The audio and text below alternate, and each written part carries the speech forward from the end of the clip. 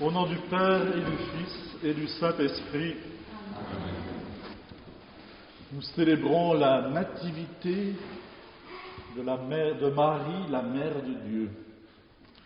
Notez bien cette formulation, la nativité de Marie, la Mère de Dieu. Chaque mot est important.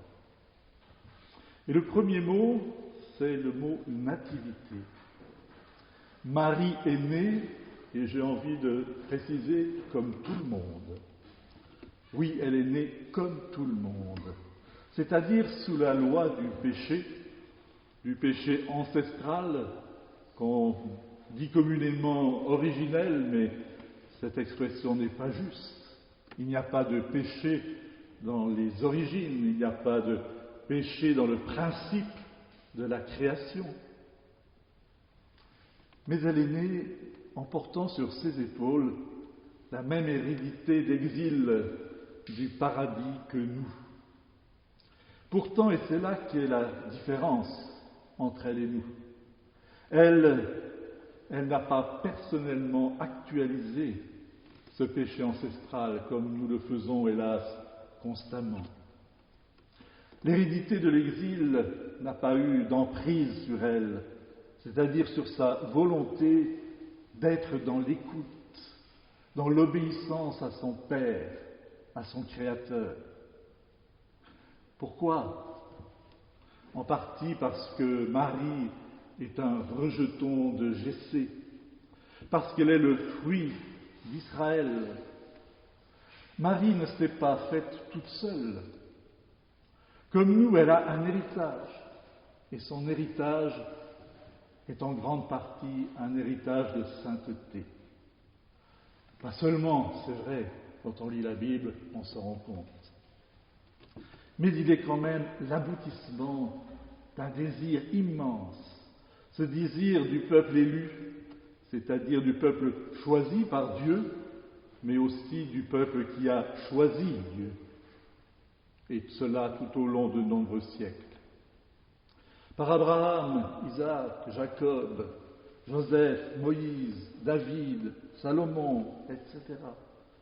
Ce peuple, cette lignée, cette cordée a choisi d'être fidèle à Dieu, d'être à son écoute, d'être dans l'obéissance. L'obéissance. Un mot vieilli, n'est-ce pas ? Un mot devenu presque insupportable pour nous dans notre société en tout cas. Mais voilà, c'est par là, c'est par l'obéissance, c'est par l'écoute que le retournement peut s'effectuer. Le peuple juif nous l'a montré concrètement en Marie.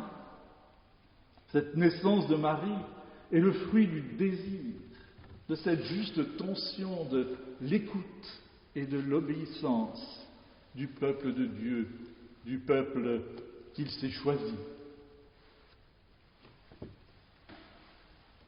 Marie n'a pas été placée au-dessus de l'histoire par une volonté toute puissante pour servir un dessein particulier, mais elle a réalisé sa vocation, une vocation unique dans la cordée de toutes les vocations uniques des membres du peuple d'Israël, dans la destinée commune des hommes, cherchant à réaliser leur salut, cherchant à retrouver l'axe d'une relation droite, juste avec Dieu, dans cette écoute qui a tant manqué à Ève, ou plutôt qu'elle a si mal orientée.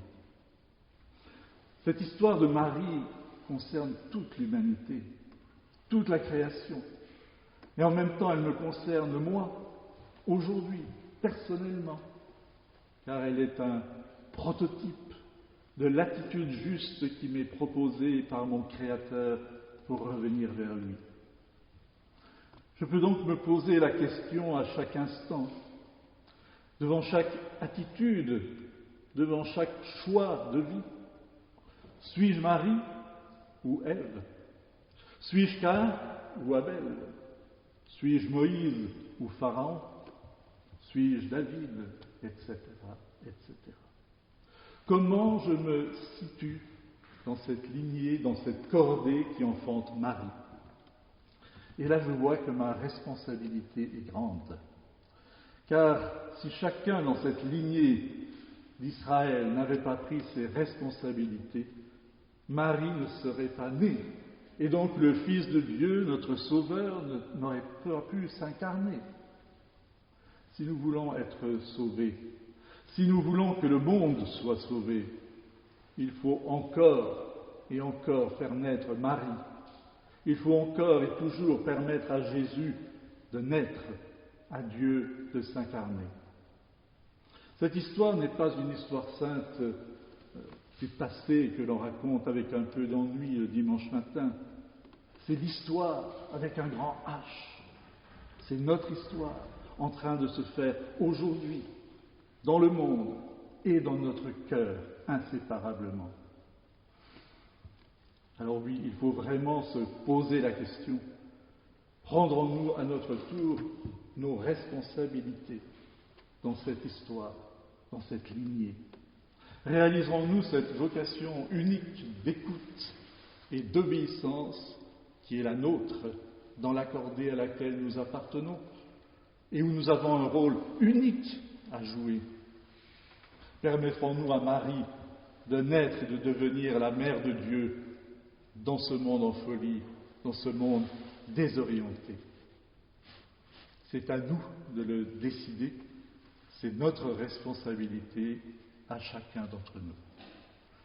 Prions la Trinité Sainte pour qu'elle fasse naître en nous ce désir avec puissance et rendons-lui gloire et honneur au siècle des siècles.